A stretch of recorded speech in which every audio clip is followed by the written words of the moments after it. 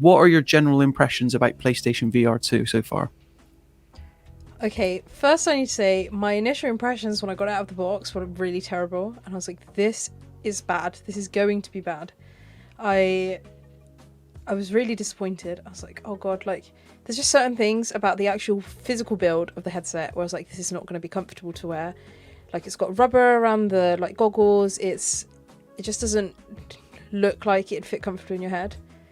So I was really disappointed. I sent Nathan a message. I was like, "Nathan, look at this." I sent him a video of it. I was like, "Nathan, this looks really bad. What am I going to do?" I was panicking.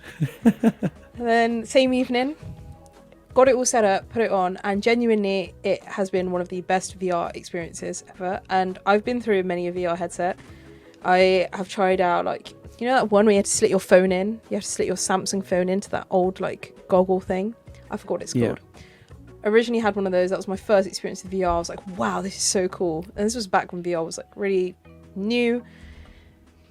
I had the HTC Vive Pro, and now I have Meta Quest 2. Now I've got this as well, and I've never had a VR experience as good as this, to be completely honest with you. I've loved it so much, and it's one of those things when you wear glasses is that you feel like you miss out on VR. It's not as comfortable for you. Your glasses get foggy when you're like jumping around playing Beat Saber. So there's not really been like a headset I've had where I've finally felt like, okay, those issues have been resolved until I've tried this one, which is really, really good. But for me, it's still really expensive, you know? It comes in at £529.99. And then you need a PlayStation 5, so if you don't already have one of those, you then have to pick up one of those for about £500. So then what, you're spending over £1,000. It's not even got any games yet. Wow.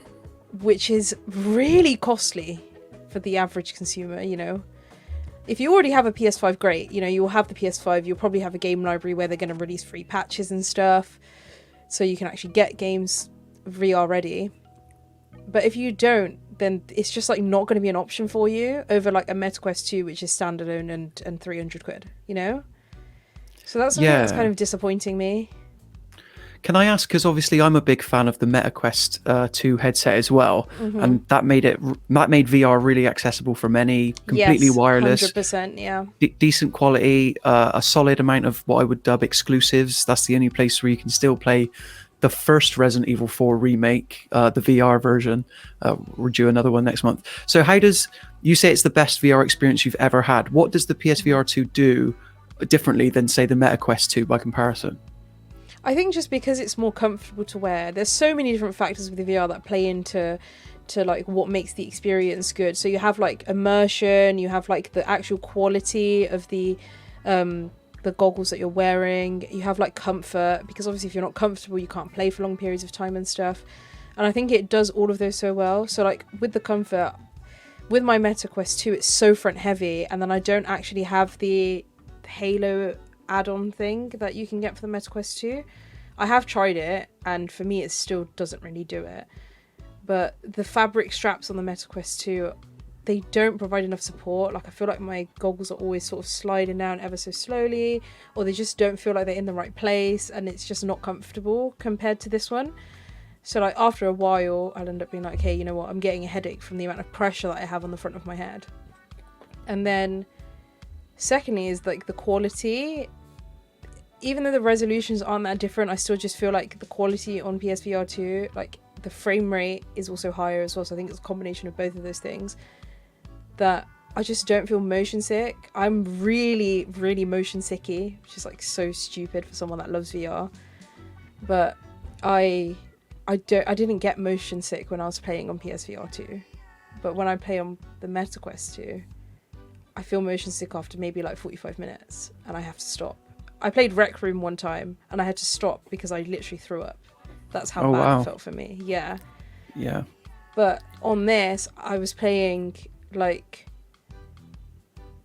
Horizon, and that's obviously like you're moving around a lot, you're climbing mountains and stuff. I feel like that's like the gateway to literally feeling the most motion sick, but I didn't feel it at all, and it was great.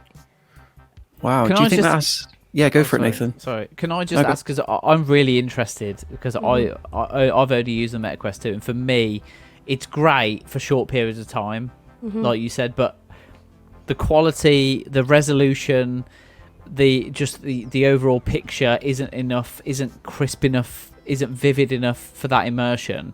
How much of an upgrade is the OLED display technology over I think the normal that definitely technology? contributes. The OLED display, just the colors being brighter and then the blacks being darker, makes such a big difference.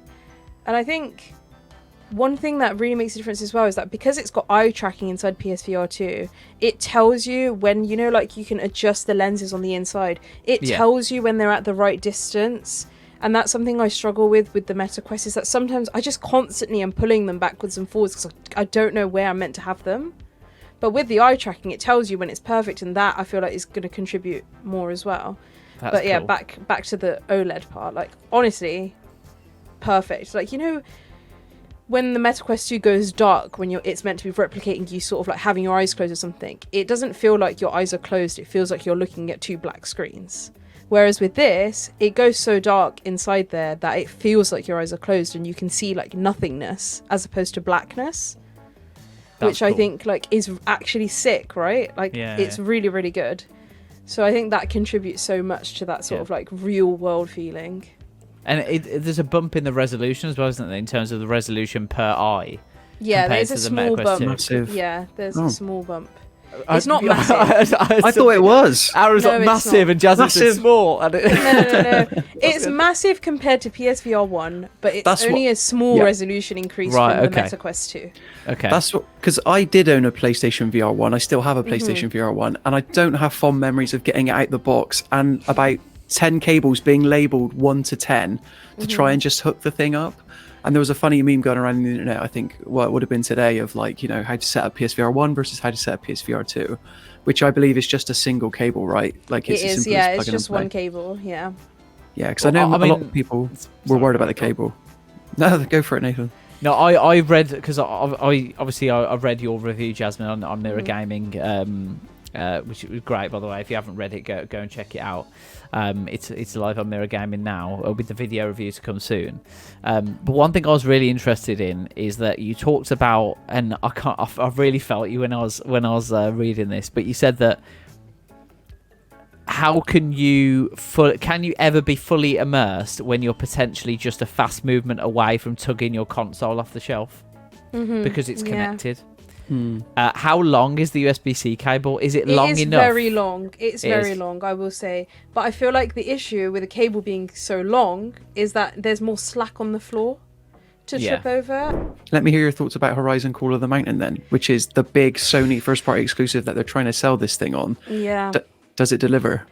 I definitely think it does. I went into it, like, I'm going to be completely honest, I had no idea what the game was. I hadn't watched anything on it. I was just kind of like, okay, I need to test this headset. This is the game that I got with the headset to test it on. I'll play it. And I had no idea that it was even this massive, like, blockbuster title.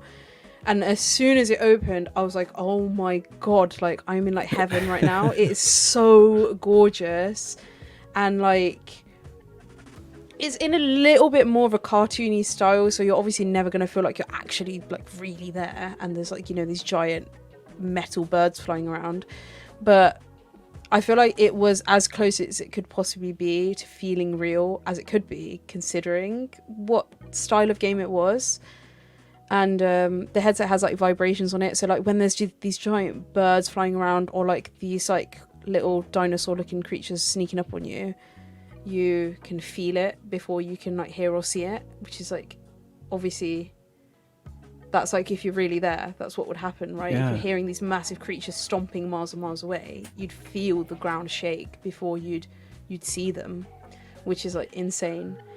And, like, the climbing mechanics on it were really, really good. Like, they just worked really well with the controls and stuff. Like, all of the mechanics on it, I think, were really good. Like, you know, sometimes when it tells you, like, oh yeah, put something behind your back to, like, holster your weapon or something, and then it's like really finicky, and you're sat there like shoving in loads of times, like you're scratching your back or something, like, and it just doesn't go in. But, like, weapon holstering was really easy. You could just flick behind to grab bows, grab your arrows and stuff, and it was, like, really, really simple. And aiming is another thing that's weird on VR, right? Like, you have to try and figure it out from a whole new, like, reality. But I found it really simple to get the gist of, really. So honestly, It's one of my favorite games now. I've only done like a little bit of it. I haven't finished the whole game because it's really long, obviously. But I think definitely within the next few weeks, I probably will because of how good it is. Yeah, that's fair enough. You raise a good point actually, because that might be a big differentiator between the PSVR2 and other headsets. Is the haptic feedback on the headset itself, and I'd be interested to see, like with games like Beat Saber, for example, that are getting. I can't remember if it's a free update for Beat Saber or if it has to be paid for on the PSVR2. But obviously, previous versions of that game exist, and I'm hoping that the VR developers, because they're so niche and specific anyway, that they'll be able to take advantage of the haptic feedback on the headset, which would be the opposite of what we've seen from the DualSense haptic feedback so far, which out the gate with those launch games, at first it was like really, really good, but then it quickly tailed off. So hopefully haptic feedback on the headset would be here to stay.